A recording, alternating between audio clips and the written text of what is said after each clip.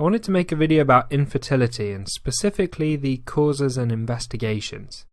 This video is aimed at medical students and doctors learning about obstetrics and gynecology, but it could be helpful for anyone who wants to learn more about infertility.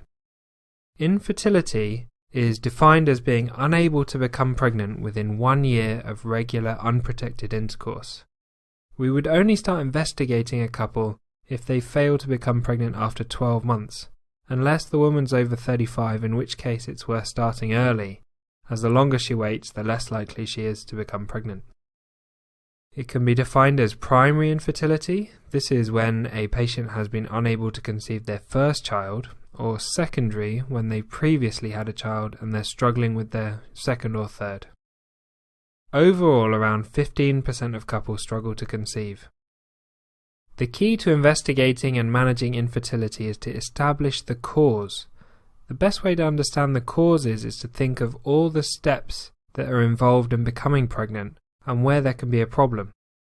I recommend checking out my video on the menstrual cycle, as it's really important to understand how the eggs develop and ovulation occurs each month. First of all, the couple need to be having regular, normal sexual intercourse without contraception. They should aim to have sex around every 2 to 3 days, and although pregnancy is more likely when they have intercourse around ovulation, we don't generally advise to time the intercourse, as it can lead to a bit of anxiety and pressure. It's better to just have regular intercourse throughout the cycle. So next, let's look at the basic anatomy and physiology of getting pregnant.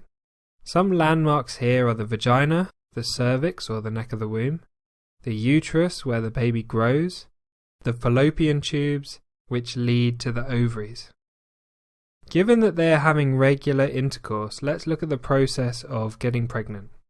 Firstly, an egg needs to develop in the ovary, and it needs to be released in a process called ovulation.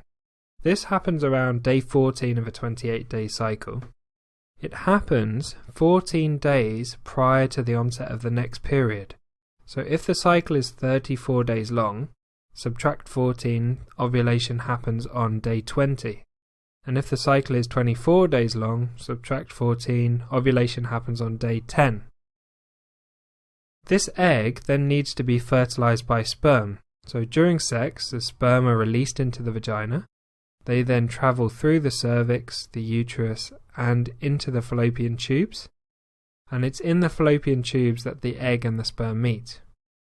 Once they get to the egg, they need to be able to fertilize it. And then once it's fertilized, that cell then moves back down the tubes into the uterus and implants into the endometrium, or the lining of the uterus. So where can this process go wrong? Well, firstly, in male infertility, there can be insufficient or abnormal sperm. We ask the male partner to provide a sample of their semen to assess the number and the quality of the sperm. The next thing to look at is whether the woman has sufficient eggs in her ovaries. And women are born with a set number of eggs, about 200,000 immature follicles in each ovary. And as the woman ages, she uses up the number of immature follicles, and so the number goes down, and so does her fertility. We call the number of immature follicles in her ovaries ovarian reserve. We can measure ovarian reserve by checking follicle-stimulating hormone at any time between day 2 and 5 of the menstrual cycle. Now remember, day 1 is the first day of bleeding.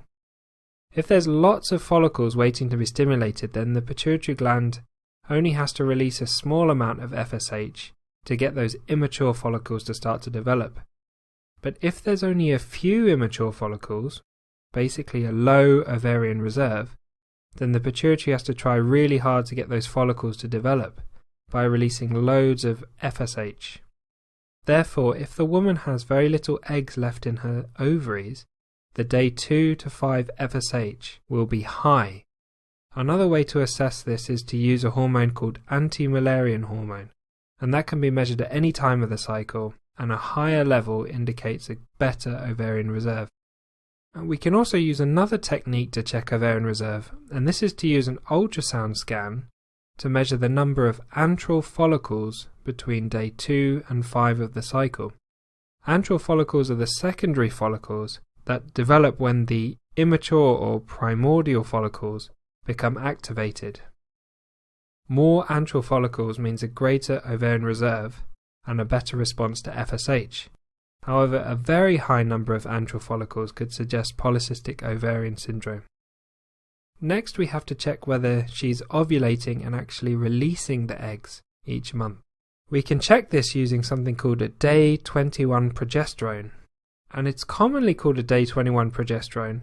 However, checking progesterone on day 21 is appropriate for somebody with a 28-day cycle.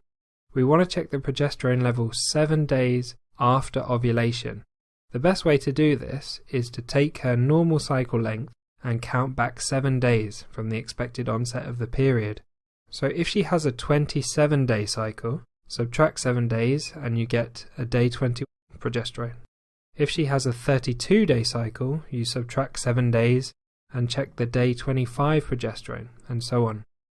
Remember, progesterone is secreted by the corpus luteum after ovulation has occurred and the developing follicle has collapsed.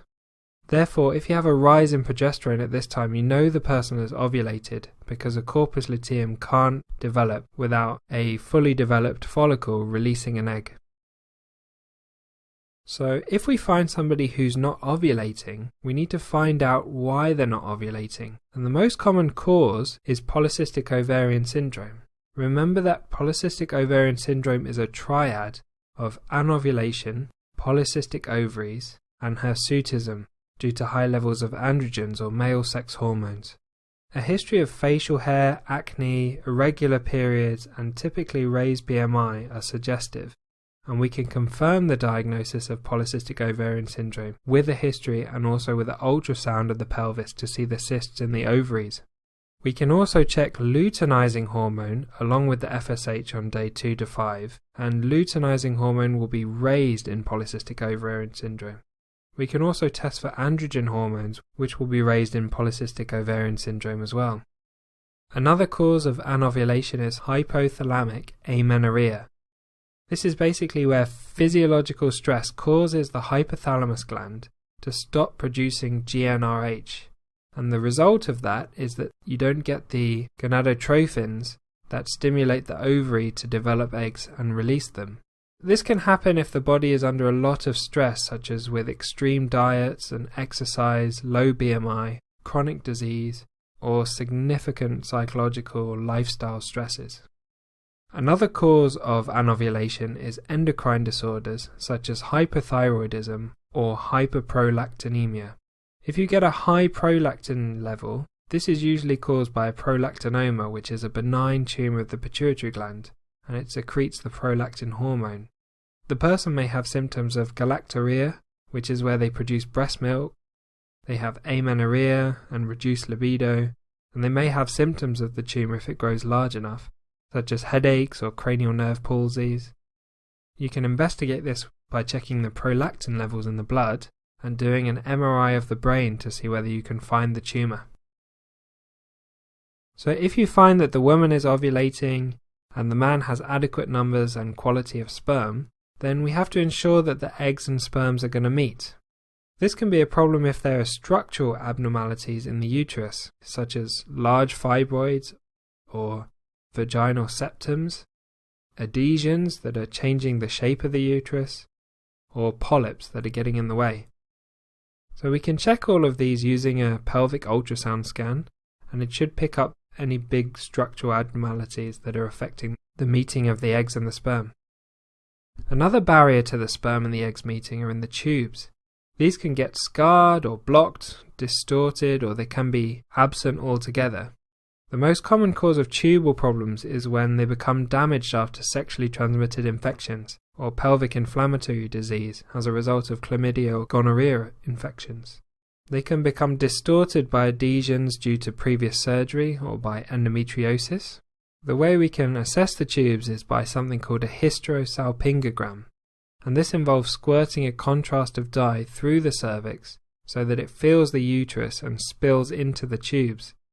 Then we take an X-ray, and that dye will show up on the X-ray to show an outline of where the uterus and the tubes are.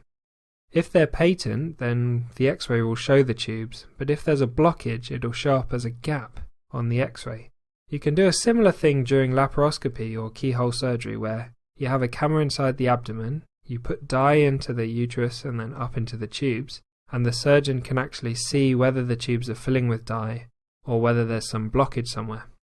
If you do a hysterosalpingogram or a laparoscopy with a dye test, then it's really important to check for chlamydia beforehand, because putting some dye into the uterus and spreading it into the tubes is a great way to spread infection. So just to summarize the baseline test that you'd do to check for infertility, in the man you would check a semen analysis to see the quantity and the quality of the sperm.